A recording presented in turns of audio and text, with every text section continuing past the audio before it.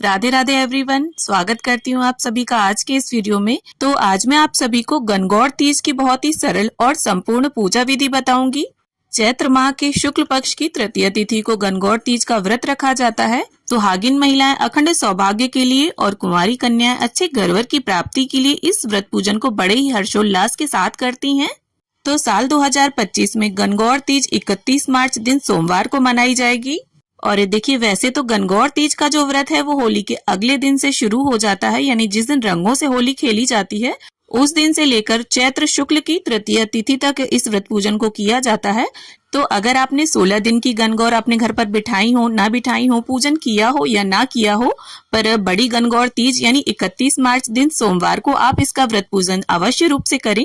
इस पूजा को सभी सुहागिनें और कुंवारी कन्याएं मिलजुल कर साथ में करती हैं और ये पूजा सुबह ही की जाती है। तो यहाँ पर देखिए, एक व्हाइट चार्ट पेपर मैंने चिपका लिया है और एक चौकी लगा ली है, उस पर लाल रंग का आसन बिछा लिया है और गणगौर माई और ईसर जी को आसन देने के लिए एक अलग से ऊपर चौकी मैंने लगा ली है। और ये जो चार्ट पेपर है इसी में हम टिक्कियां देंगे। और दूब घास का इस पूजा में बहुत ज्यादा महत्व है। दूब घास लाने का गीत गाया जाता है और जो बांस की छावड़ी होती है उसमें ही दूब घास लाते हैं। तो यहाँ पर बांस की डलिया में मैंने दूब घास और कुछ रंग बिरंगे फूल रख लिए हैं और दूब घास का आसन अब हम देंगे ईसर जी और गणगौर माई को।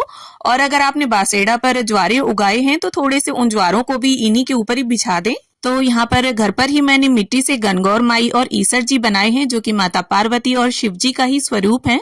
अगर आपके पास 5 का सेट है तो उन्हें विराजमान करें, 1 का है तो उन्हें विराजमान करें। लकड़ी की या मिट्टी की जैसी भी मूर्तियां हैं आपके पास। और आप देख सकते हैं चार्ट पेपर पर ही गणपति जी की भावना से मैंने स्वास्तिक बना लिया है। आप चाहें तो अलग से गणपति जी की मूर्ति रख सकते हैं। अब थोड़े से गेहूं रखकर हम गेहूं की कुड्डी करेंगे और एक शुद्ध देसी घी का दीपक हम इसके ऊपर रख देंगे और दीपक को चास लेंगे। और ये देखिए, मांग टीका, नथ और ओढ़नी ओढ़ कर इस पूजा को किया जाता है। मतलब पूरे 16 श्रृंगार करके ही आप इस पूजा में बैठे। दीपक चासने के बाद अब हम दूब घास के 16-16 तार की दातन ईसर जी और फिर गणगौर माई को देंगे। अब हम स्नान के भाव से सभी को गंगा जल और फूल की सहायता से जल का छांटा दे देंगे। अब एक तांबे के लोटे में हम शुद्ध जल लेंगे और ईसर जी के सीधे हाथ के साइड में इसे रख देंगे। अब देखिए, गणपति जी के भाव से जो हमने स्वास्तिक बनाया है, सबसे पहले हम उन्हें टीका करेंगे और वस्त्र के भाव से गणपति जी को हम कलावा अर्पित करेंगे। यहाँ पर लाल रंग का गुलाब है मेरे पास तो मैं वो अर्पित करूंगी। और इसके साथ ही गणपति जी को यहाँ पर हम उनकी प्रिय दूब घास भी अर्पित कर देंगे। अब देखिए, यहाँ पर मेहंदी की सहायता से हम अपनी अपनी नाल चिपका देंगे, यानी जो कलावे का टुकड़ा है उसे चिपका देंगे। तो सभी लेडीज अपनी अपनी अलग अलग टिक्की देंगी और अलग अलग अपनी नाल चिपकाएंगी, यानी कलावा चिपका देंगी। अब इसके साथ ही वस्त्र की भावना से यहाँ ईसर जी को हम कलावा अर्पित कर देंगे। आप चाहें तो सफेद पटका भी उड़ा सकते हैं। और गणगौर माई के लिए यहाँ पर मैं लाल रंग की ओढ़नी लाई हूँ तो हम उन्हें ओढ़नी उड़ा देंगे। अगर आप लाए हैं तो उड़ाएं, वरना वस्त्र की भावना से आप कलावा भी अर्पित कर सकते हैं।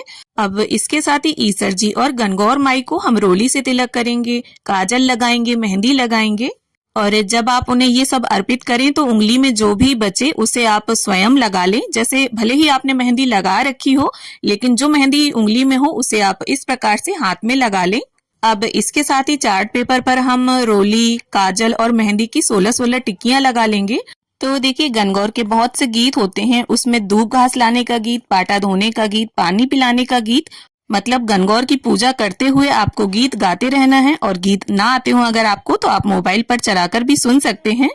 तो देखिए, गणगौर तीज की पूजा हड़बड़ी में नहीं की जाती, बहुत ही आराम से और तसल्ली से की जाती है। तो इस तरह से हम गणगौर माई और ईसर जी को पुष्प अर्पित कर देंगे। अब देखिए, गणगौर पूजा में गुने के भोग का बहुत अधिक महत्व होता है। आटे में मीठा डालकर इन गुनों को बनाया जाता है और जिनके यहाँ 16 दिन की गणगौर बैठाई जाती है उनके यहाँ तीनों टाइम अपने हाथों से पकवान बनाकर भोग लगाए जाते हैं और कहीं कहीं पर कच्चे और पके फल चढ़ाए जाते हैं।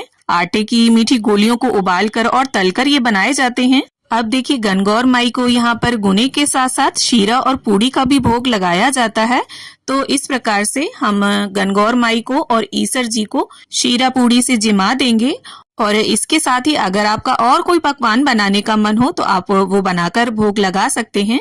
और अगर आप बायना निकालते हैं तो शीरा पूड़ी पर ही हमें बायना निकालना होता है।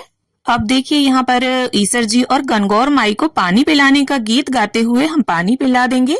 और साथ ही में गणगौर माई के लिए यहाँ पर बांस की टोकरी में मैंने सुहाग पिटारी निकाल दी है। देखिए बांस की टोकरी का बहुत ज्यादा महत्व होता है, उसी में दूब घास लाई जाती है और बांस की छावड़ी में ही पिंडिये बनाकर रखे जाते हैं। तो यहाँ पर 16 सामान आपको चढ़ाने हैं, मतलब 16 श्रृंगार की सामग्री आपको गणगौर माई को अर्पित करनी है। उसमें आप बिछिए भी ले सकते हैं, अगर आप में सामर्थ है तो आप चांदी की बिछुए अर्पित करें। यहाँ पर मैंने कांसे के बिछुए लिए हैं। अब सीधे हाथ में 16 गेहूं के दाने और पुष्प लेकर मैं गणगौर व्रत की कथा कर लूंगी। और देखिए कहीं कहीं पर कथा को सुनते समय दूब घास से हाथ पर पानी की बूंदें टपकाई जाती हैं, जिन्हें मोती चुनना बोलते हैं। और कहीं कहीं पर दूब घास चोटी जाती है, मतलब दूब घास के एक एक तार को निकाल कर रखा जाता है। अब देखिए कथा संपन्न होने के बाद गेहूं के दाने और पुष्प इस जल के लोटे में डालकर हम इसे सूर्यदेव को अर्घ दे देंगे। अब देखिए छांटा डालने के लिए हमें एक कांसे का कटोरा लेना है। अगर आपके पास कांसे का ना हो तो आप इसकी जगह पर मिट्टी की सराई वगैरह ले सकते हैं और इस शुद्ध जल से उसे भर लेना है। और इसमें देखिए फिर हमें कच्चा दूध मिला लेना है। अब देखिए जो जुआ का सामान होता है उसमें हल्दी की गांठ, छल्ला, सुपारी, 1 रुपए का सिक्का और कौड़ी होती है। तो यहाँ पर मैंने नॉर्मल 1 रुपए का सिक्का लिया है, आप चाहें तो चांदी का सिक्का भी ले सकते हैं। और इस जल में हमें इस सामान को डाल लेना है। अब देखिए अगर आपके पास सदा सुहागन के फूल हो तो इस जल में उन्हें भी डाल लीजिए। अब हमें 16-16 तार के 2 गुच्छे बना लेने हैं दूब घास के, और इन्हीं दूब घास के गुच्छों से हम इस जल के छांटे गणगौर माई और ईसर जी को देंगे। तो कहीं कहीं पर हाथों को क्रॉस करके ये छांटा दिया जाता है और कहीं कहीं पर साधारण तरीके से। तो देखिए छांटा देने का गीत गाते हुए 16 बार हमें छांटा देना है। और गौरा माई और ईसर जी को 16 बार छांटा देने के बाद जो भी आपने 16 श्रृंगार करे हैं तो इन्हीं दूब घास के गुच्छों से हम 16-16 बार सभी पर छांटा देंगे। और इसके बाद प्रेम पूर्वक गणपति जी की, गौरा माई की और ईसर जी की आरती उतार लेंगे। तो इस प्रकार से देखिए बड़े ही हर्षोल्लास के साथ शुरुआत से लेके आरती तक जो है गणगौर माई के गीत गाए जाते हैं। और फिर इस तरह से अपनी शक्ति और सामर्थ्य के अनुसार पूजा में रही कमियों को संपूर्ण करने के लिए कुछ दक्षिणा अवश्य निकाल दें और हाथ जोड़कर गणपति जी से, ईसर जी से, गणगौर माई से पूजा में रही कमियों के लिए क्षमा याचना कर लेंगे और ऐसी प्रार्थना कर लेंगे कि वो हमारे सुहाग की रक्षा करें और पति की लंबी आयु रखें। अब देखिए ये जो छांटा वाला जल है तो इसमें से आप सामान निकाल लीजिए और फिर हमें क्या करना है, इस जल को अपनी छत, बालकनी या आंगन, मतलब कहीं भी खुले में हमें इस तरह से गोल गोल घुमाते हुए इस जल को सिराना होता है। और फिर इस तरह से सीधे हाथ में जल लेकर 3 बार चौकी के आसपास फेरकर पूजा का आचमन कर लेंगे। अब देखिए कथा सुनते समय कहीं कहीं पर दूब घास इस तरह से चोटी जाती है, एक एक तार निकालकर इस तरह से रखा जाता है और हुंकारा भरा जाता है। तो देखिए गणगौर पूजा का जो आखिरी दिन होता है उस दिन गणगौर माई की विदाई होती है। तो उस दिन अगर आप चाहें तो ईसर जी को भेंट के स्वरूप एक नारियल दे सकते हैं। तो गणगौर पूजा से संबंधित लगभग सभी प्रकार की जानकारी मैंने आपको देने की पूरी कोशिश की है, लेकिन फिर भी अगर आपके मन में किसी भी तरह का कोई सवाल है तो आप मुझे कमेंट करें, मैं रिप्लाई करने की पूरी कोशिश करूंगी। तो उम्मीद करती हूँ गणगौर पूजा की ये वीडियो आप सभी को जरूर पसंद आएगी।